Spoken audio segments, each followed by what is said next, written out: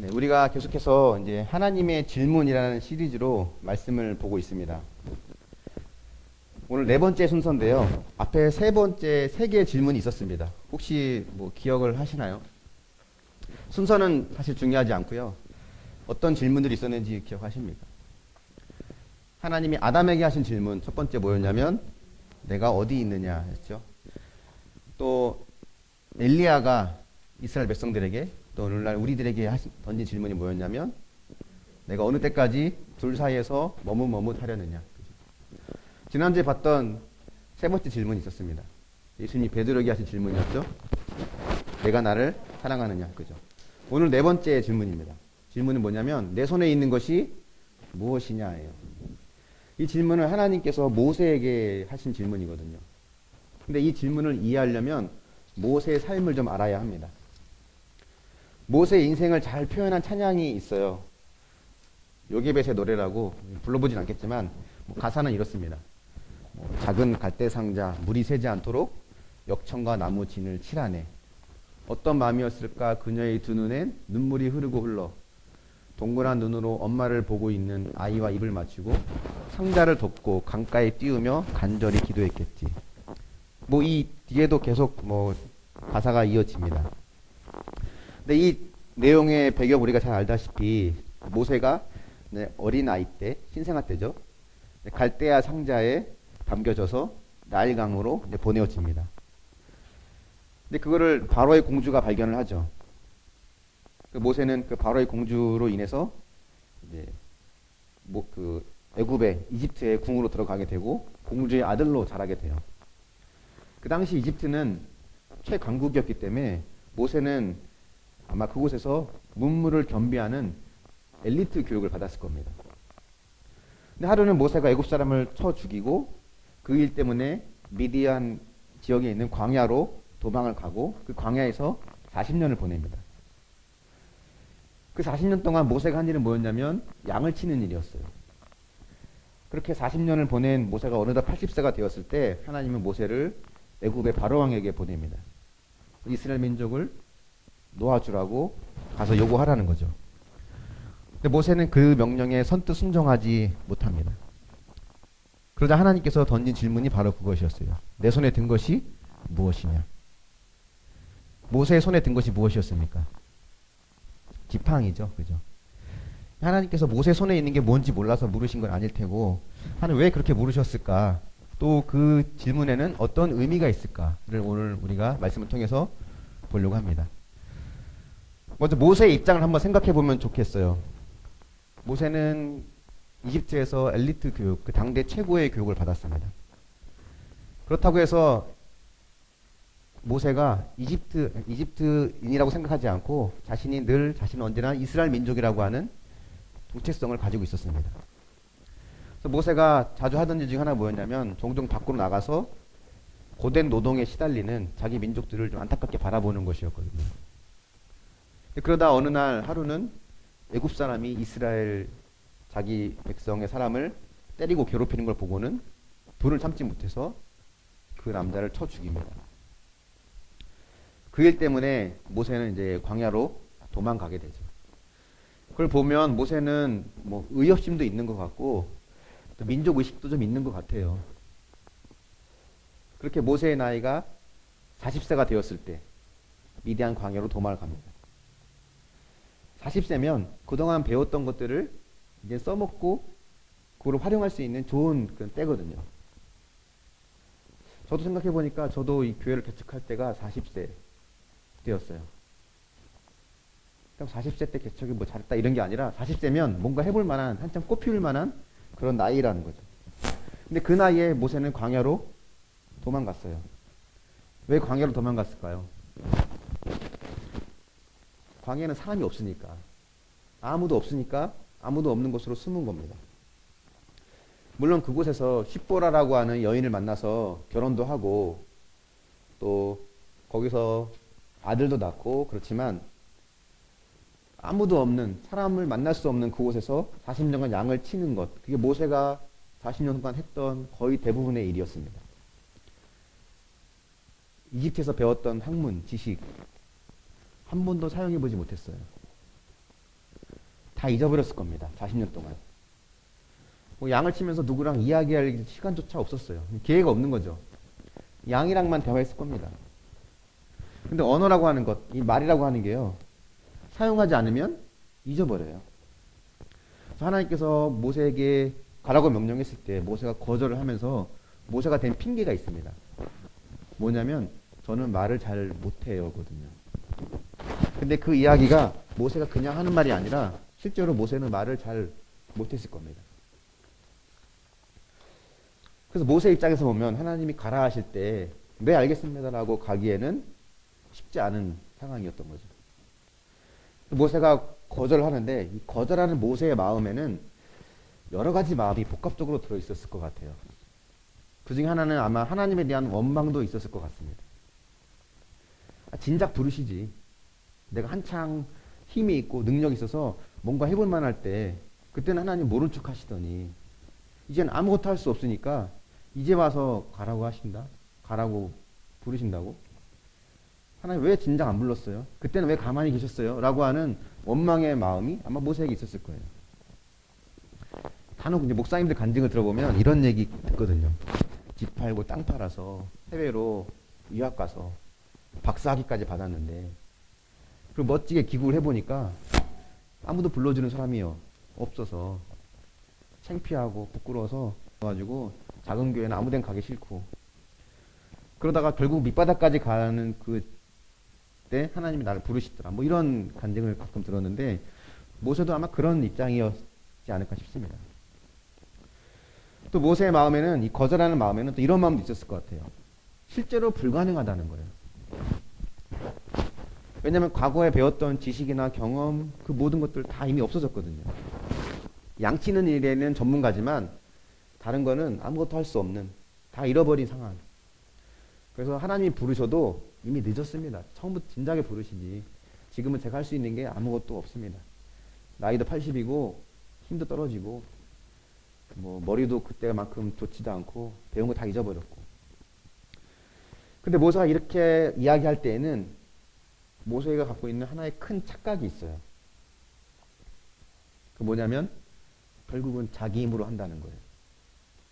왜 일찍 부르지 않으셨어요? 지금은 할 수 없어요. 이 말 속에는 결국은 자기 힘으로 해야 된다는 거거든요. 하나님은 모세의 이런 생각을 누구보다 잘 아셨습니다. 하나님이 모세에게 작은 기적을 보여주세요. 3장 2절 말씀을 같이 읽어보겠습니다. 시작. 여호와의 사자가 떨기나무 가운데로부터 나오는 불꽃 안에서 그에게 나타나시니라. 그가 보니 떨기나무에 불이 붙었으나 그 떨기나무가 사라지지 아니하는지라. 떨기나무는 광야에서 사막에서 가장 흔하게 볼 수 있는 나무입니다. 사막에 있는 나무, 떨기나무가 어떻게 생겼는지는 여러분이 모르셔도 상상을 할 수 있을 것 같아요. 사막에 있는 나무입니다. 그러면 우리가 눈에 보이는 것처럼 잎이 주렁주렁 막 열려 있고 열매가 한가득 있는 그런 나무는 아니겠죠. 떨기나무의 모습은 가시가 제일 많고요. 가시와 가지 뭐 그런 나무입니다. 제일 흔하게 있으면서 사실은 아무 쓸모없는 표현 가치가 없는 그런 나무예요. 근데 그 나무에 불이 붙었습니다. 근데 보니까 나무에 불이 붙은 게 아니라 나무는 멀쩡한데 불만 있는 거예요. 이게 뭘 의미하는 걸까? 떨기나무가 보여주는 의미는 크게 두 가지인데요. 하나는 떨기나무 자체가 이스라엘의 모습을 보여주고 있어요. 거기에 불이 붙어 있다는 것은 지금 이스라엘이 불같은 고난 가운데 있다는 것을 하나님이 보여주시는 겁니다. 또 하나는 뭐냐면 떨기나무라고 하는 것이 뭘 보여주냐면 아무 효용 가치가 없는 현재 모세의 모습을 하나님이 보여주고 있는 거예요. 근데 이 효용 가치가 없어 보이는 이 떨기나무에 불이 붙었잖아요. 불이 붙으려면 필요한 게 뭡니까? 공기도 필요하고 뭐 이것도 필요하지만 제일 중요한 거는 불이 붙을 수 있는 재료가 필요해요. 나무나 종이, 그죠? 불이 계속 유지되려면 그 나무나 종이가 다 태워지고 또 계속해서 재료를 공급해줘야만 불이 유지가 됩니다. 근데 모세가 가서 보니까 불은 붙었는데 나무는 타지 않고 있는 거예요. 이 말은 꼭 뭘 말하는 거냐면 지금 이 불은 나무와 상관이 없는 거예요. 나무 때문에 타는 게 아니라는 겁니다. 나무의 힘으로 타고 있는 게 아니라는 거죠. 떨기나무처럼 아무 쓸모 없어 보이는 이 모세에게 하나님 보여주신 것은 이 모든 일은 너의 힘으로 되는 게 아니야. 네 안에 있는 능력으로 되는 게 아니라고. 내가 하는 일이지 네가 하는 게 아니다라고 하는 것을 계속 이 일을 통해서 하나님은 모세에게 말씀하고 계시는 겁니다. 근데 모세는 이 메시지를 잘 이해하지 못했던 것 같아요. 아마 제대로 이해했으면 하나님이 가라고 하실 때 두려움 없이 그냥 바로 순종을 했을 겁니다. 근데 모세는 이렇게 4장 1절에서 하나님께 거절합니다. 같이 한번 보겠습니다. 시작. 모세가 대답하여 이르되 그러나 그들이 나를 믿지 아니하며 내 말을 듣지 아니하고 이르기를 여호와께서 내게 나타나지 아니하셨다 하리이라. 모세의 입장에서는 당연한 말입니다. 이집트 애굽에 있는 사람들이 하나님을 믿는 사람도 아니고 그들에게 가서 하나님이 보내셨다고 하면 그 사람들이 당연히 그 말을 거절하는 건 당연하죠. 그게 믿겠냐는 거예요. 그 말이 통하겠냐는 겁니다. 그때 하나님이 모세에게 던진 질문이 바로 이거예요. 내 손에 있는 것이 무엇이냐? 모세의 손에는 지팡이가 있었습니다. 지팡이는 양을 치는 목자들에게 필수품이에요. 시편 23편 여러분 암송하는 분도 많이 있을 것 같아요. 여호와는 나의 목자시니 내게 부족함이 없으리로다로 시작하죠. 주님은 우리의 목자고 우리는 그분의 양입니다. 그죠? 4절에 보면 이런 말이 있어요. 주의 지팡이와 막대기가 나를 안위하시나이다. 다른 말로 하면 주의 지팡이와 막대기가 나를 보살펴 주신다라고 번역이 되어 있습니다. 그러니까 목자는 지팡이나 막대기로 양을 인도하고 때로는 양을 공격해오는 맹수들로부터 그걸 무기 삼아서 양을 지켜냅니다. 필수품이에요. 저는 할 수 없습니다 라고 말할 때 우리 기대로는 하나님께서 뭔가 하늘에서 큰 아이템을 하나 내려주셔서 모세가 그걸 보고 그래 이거면 걱정 없이 바로에게 가도 되겠네 라고 하는 안심을 시켜줄 수 있는 뭔가가 있으면 좋겠는데 하나님은 그렇지 않다는 거예요. 지금 네 손에 있는 지팡이 그거면 충분하다고 말씀하십니다. 지팡이가 상징하는 거는 뭡니까? 모세가 그동안 40년간 광야에서 해왔던 양치는 일, 그걸 상징하는 거거든요. 왜 하나님은 그걸로 충분하다고 말씀하실까요? 이후에 모세가 할 일을 한번 생각해 보세요. 모세는 앞으로 어떤 일을 합니까? 이스라엘 백성들을 데리고 애굽에서 나와요. 홍해바다를 건넙니다. 홍해바다 건너면 바로 가나안 땅이 있을까요? 그렇지 않죠. 가나안 땅까지 가려면 어딘가를 통과해야 돼요. 어딜 통과해야 될까요? 광야를 통과해야 됩니다. 그 역할을 하려면 한번 생각해 보세요. 이스라엘 백성 전체 중에서 모세만큼 광야에 대해서 잘 아는 사람이 있을까요? 없습니다. 어떻게 보면 이스라엘 백성 전체 중에서 광야를 경험해 본 유일한 사람이라고 할 수 있어요. 이스라엘 백성들은 다 애굽의 종으로 있었잖아요. 노예로. 거기서 벽돌 굽고 건물 세우고 이런 강제의 노역에 시달렸습니다. 그러면서 거기서 주는 것들을 배급받으며 살았어요.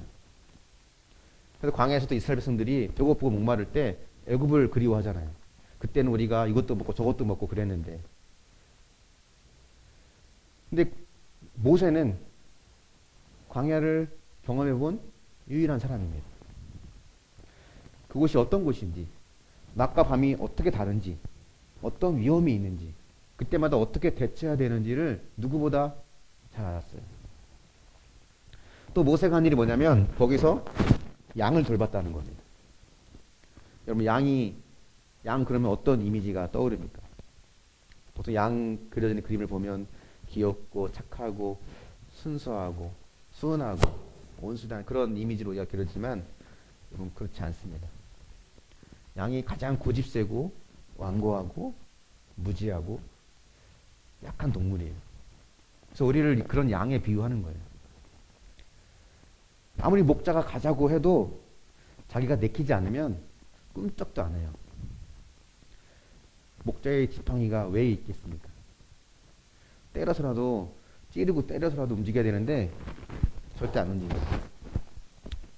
또 양은 시력이 거의 없거든요. 양이 보는 것은 앞에 가는 양의 엉덩이만 보고 가는 거예요.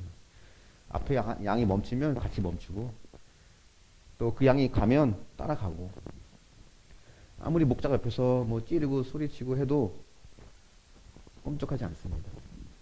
또 신체 구조상 골짜기를 가다가 구덩이에 빠지면 스스로 못 나와요. 반드시 누가 건져줘야 돼요. 또 시편 23편에서도 내가 사망의 음침한 골짜기를 지날지라도 해를 두려워하지 않는 것은 주께서 나와 함께 하십니다라고 말할 때 그 시를 쓴 다윗은 누구보다 양의 습성을 잘 알았던 거예요. 양은 골짜기에 빠지면 누가 건져주지 않으면 그냥 그렇게 있다가 맹수의 먹이가 될 수밖에 없는 존재거든요. 스스로 할 수 있는 것도 없고 고집세고 완고하고 아마 저와 여러분이 이런 양을 돌본다고 하면 얼마 못 가서 아마 암 걸렸을지도 모릅니다. 속이 뒤집어지고 우라통이 터져서 암에 걸렸을지도 몰라요.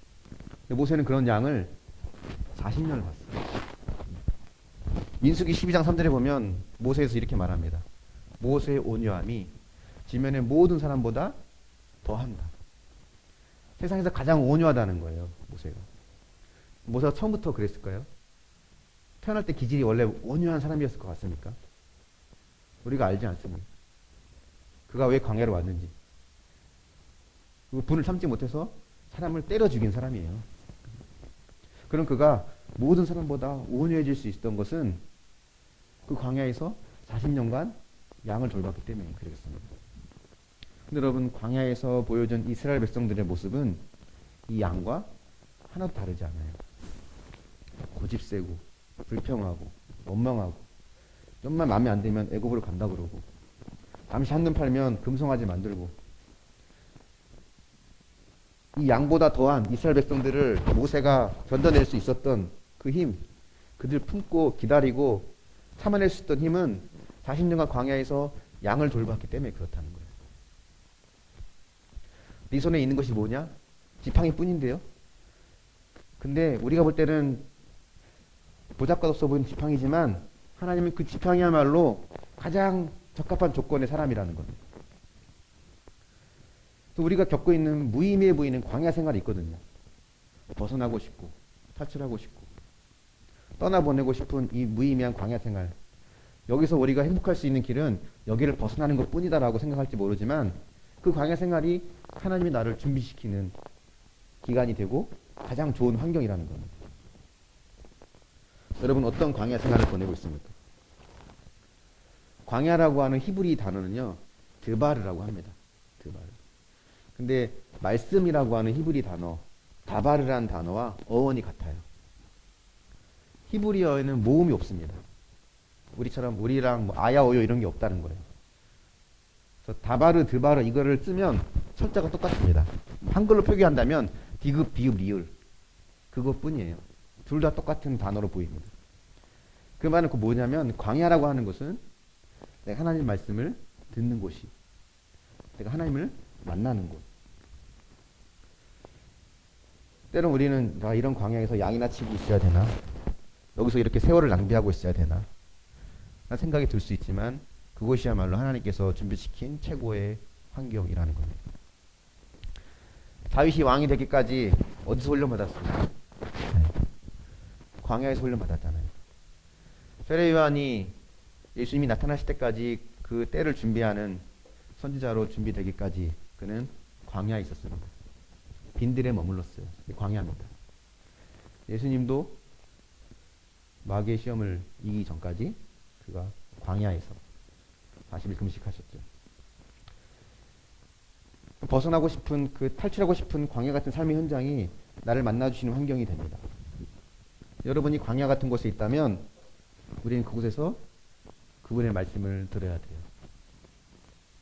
여러분, 어떤 스펙을 갖추려고 지금 애를 쓰고 있습니까?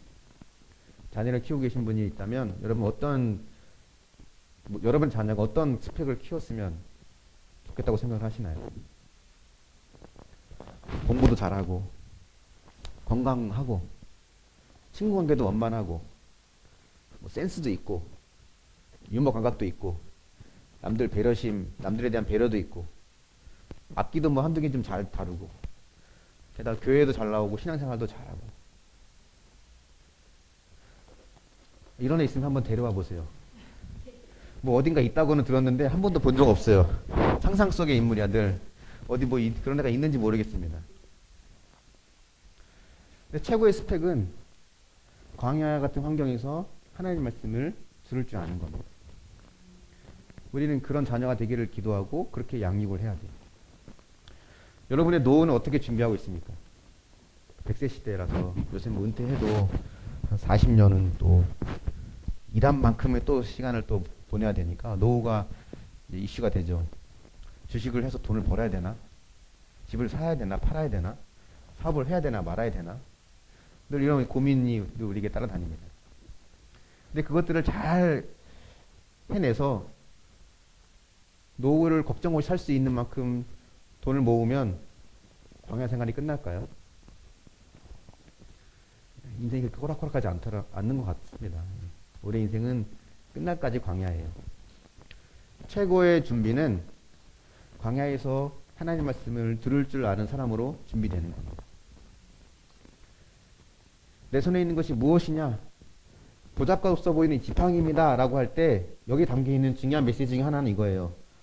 광야 같은 너의 삶의 현장 속에서 나는 너를 준비시키고 있었다. 그게 하나님 우리에게 주신 메시지 중에 하나입니다. 한번 묵상해 보십시오. 여러분 어떤 광야를 지내고 있습니까? 그 광야에서 주님은 여러분에게 어떤 말씀을 하고 있다고 생각하십니까? 한번 시간을 가지고 묵상하는 기회를 가졌으면 좋겠습니다. 너희 손에 있는 것이 무엇이냐라는 물음에 우리는 내 손에 들고 있는 지팡이가 너무 보잘것없어서 주님 이거밖에 없습니다. 세상에 내놓을 만한 자랑거리가 되지 않아 때론 우리를 부끄러워하기도 합니다. 이것을 부끄러워하기도 합니다. 그 지팡이마저 없는 아무것도 없는 빈손일 때도 있죠. 이것으로는 할 수 있는 것이 아무것도 없기 때문에 우리는 그래서 멋진 금 지팡이를 가지려고 합니다. 내 자녀도 그걸 갖기 원하고 나도 그걸 갖기 원하고. 근데 모세의 손 안에 있는 지팡이가 아무리 빛나고 화려하고 금으로 된 지팡이라 해도 하나님이 없다면 그것을 할 수 있는 것은 아무것도 없어요. 그죠? 그런데 우리는 그동안 어쩌면 하나님이 없는 금지팡이와 은지팡이를 소유하려고 그동안 너무 애를 쓰며 살아오지 않았는가. 우리를 한번 우리 삶을 돌아볼 필요가 있습니다. 근데 여러분 기억하셔야 될 게 이겁니다. 내 손에 들고 있는 것이 가장 오래되고 낡은 지팡이라 할지라도 아니 그것조차도 없는 빈손일 때 그때가 바로 하나님이 일하시는 가장 강한 때라는 겁니다.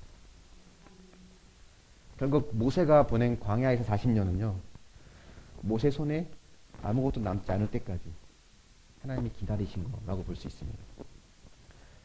이런 생각 안 가졌을까요? 왕년에 그래도 나 애굽의 왕자였는데 잘하면 차기 대권 주자로 잘하면 저 바로 왕에 이어서 다음 바로 왕으로 선택받을 수 있는 그런 사람이 될 수도 있었는데 나 여기서 이러고 있을 사람 아닌데 다시 멋지게 복귀해서 우리 민족을 해방시켜야 되는데 뭐 이런 생각들이 왜 안 들었겠습니까? 광야를 갈 때까지만 해도 이게 40년까지 갈 줄은 몰랐을 거예요. 근데 그 모든 것이 다 없어지기까지 40년이 걸렸어요. 그렇게 자랑할 만한 것, 내가 내세울 만한 건 아무것도 남지 않은 그때가 이제 하나님이 일하실 때입니다. 그때 하나님 모세를 부르신 거예요. 내 손에 있는 것이 무엇이냐? 보잘것없어 보이는 지팡이뿐이다 라고 할 때 거기 담겨있는 또 다른 메시지는 바로 이겁니다. 손에 쥔 것이 보잘것없어 보일 때 그것마저도 없을 때 그렇기 때문에 주님 외에는 아무런 답이 없을 때 그때가 바로 하나님이 일하실 때라는 겁니다. 그래서 우리는 그런 말을 하죠. 약할 때 강함 되신다. 나는 약하지만 내 안에 계신 주님이 강하기 때문에 그렇게 말했습니다. 한번 묵상해 보십시오.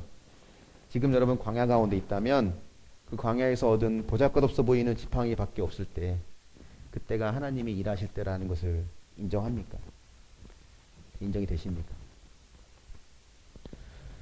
모세 이야기를 좀 더 보려고 하는데요. 사실 이 내용보다 더 중요한 메시지가 사실 담겨 있습니다. 하나님께서 지팡이를 던지라고 하셔서 모세가 던졌어요. 던지니까 그 지팡이는 뱀이 되었습니다. 근데 하나님은 모세에게 손을 내밀어서 뱀의 꼬리를 잡으라고 하십니다. 뱀 잡아보신 분 혹시 계신가요? 뱀을 좀 잡아봤다. 막년에 잡아봤다. 저는 뱀을 군대에서 몇 번 잡아봤거든요. 뱀이라고 해서 뱀이 이렇게 막 팔뚝만큼 굵은 구렁이 같은 뱀은 아니었고요. 뭐 엄지 손가락보다 조금 굵은 뭐 이 정도의 뱀이었습니다. 근데 이 뱀도 생각보다 길어요. 그리고 그런 얇은 뱀이라 해도 뱀은 뱀입니다. 무섭습니다. 가까이 못 가요. 뱀을 잡을 때는 긴 막대기가 필요합니다. 그 끝이 V자로 갈라져 있는 이런 막대기로 멀찌감치서 뱀의 머리를 눌러요. 뱀의 머리만 제압하면 그 다음부터는 식은죽 먹기입니다. 뱀이 아무리 요동쳐도 아무 하나도 무섭지 않아요. 그리고 나서 이제 뭐 뱀의 머리를 밟든지 뭐 그렇게 합니다. 근데 꼬리를 잡으면 뱀이 고개를 돌려서 물어요. 꼬리나 몸통 잡으면 위험하거든요. 특히 이제 요즘 같은 이런 가을, 겨울이 되기 직전, 요때는요, 겨울잠을 자야 되기 때문에 이 뱀들이 많이 먹거든요. 그래서 독이 제일 강할 때고 자주 나타납니다. 잘못 잡으면 큰 화를 입어요. 반드시 머리를 제압해야 되는데 하나님은 모세에게 꼬리를 잡으라고 하시는 거예요. 가서 뱀의 머리를 제압해라 라고 하지 않고 왜 꼬리를 잡으라고 하실까? 그 이유는 창세기 3장 15절에서 우리가 볼 수 있습니다. 같이 한번 보겠습니다. 시작.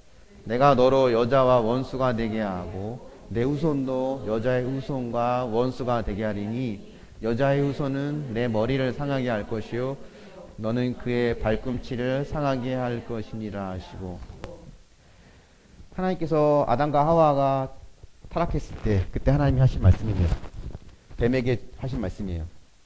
너는 여자와 원수가 되게 하고 너의 후손도 여자의 후손과 원수가 되게 한다. 뱀의 후손과 여자 후손 사이에 갈등이 계속 있다는 거죠. 그리고 여자의 후손은 뱀의 너의 머리를 상하게 한다는 거죠. 여기 나온 여자의 후손은 누구를 말하겠습니까? 악한 세력들을 짓밟을 예수 그리스도를 말하죠. 예수님께서 이미 뱀의 머리를 상하게 하셨어요. 하나님께서 모세에게 꼬리를 잡으라고 하신 이유는 머리는 이미 하나님께서 제압을 하셨기 때문에 그래요. 모세가 할 수 있는 일은 이미 승리한, 이미 끝난 게임에 숟가락만 얹는 거예요. 가서 뱀의 꼬리를 잡는 겁니다. 출애굽할 때까지 모세가 한 일은 사실 하나도 없어요. 홍해 바다를 가른 것도, 그 10가지 재앙을 통해서 나오게 하신 것도 다 하나님이 하신 일이죠.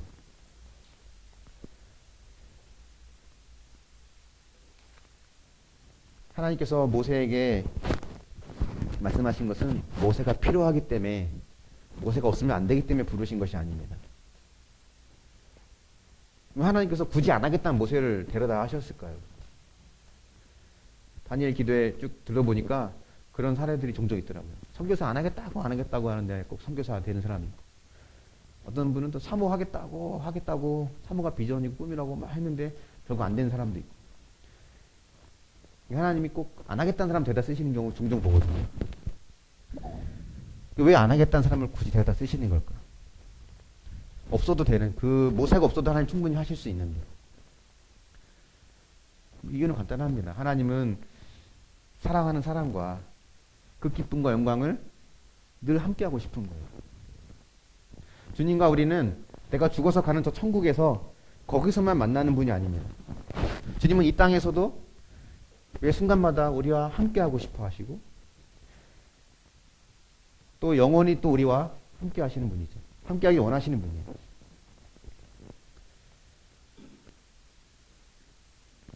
우리는 때로는 내가 하기 싫은 일을 하나님 하라 하실 때도 있고, 도망가고 싶은 환경에 끌어다 놓으실 때도 있지만, 그럴 때는 하나님께서 이미 이기신 게임이기 때문에 너는 꼬리만 잡아. 너는 그냥 숟가락만 얹어. 난 너와 이 기쁨을 함께하고 싶어. 그런 마음으로 하나님 우리를 부르시는 거라고 볼 수 있습니다. 모세가 어쨌든 이런 하나님의 은혜와 기적을 경험하고 나서 그가 담대하게 바로 왕에게 가고 이스라엘 백성들을 광야로 이끌어내는 지도자가 됩니다. 하지만 모세 같은 훌륭한 지도자도 완전한 구원자가 되지 못해요. 모세 같은 구원자가 우리를 구원해 주는 것도 아닙니다. 모세는 훌륭한 지도자이긴 하지만 그 역시도 광야에서 죽었습니다. 가나안 땅에 못 들어갔어요. 하지만 우리를 구원하신 우리의 참 목자 되신 주님은 모세와 차원이 다릅니다. 모세는 자기 죄로 광야에서 죽었지만 참 목자이신 예수 그리스도는 나의 죄를 대신해서 그분의 생명을 내어주셨습니다. 모세는 가나안 땅에 들어가는 데 실패했지만 참 목자이신 주님은 나보다 먼저 그곳에 가셔서 나를 위해 소설을 예비하신다고 하셔요.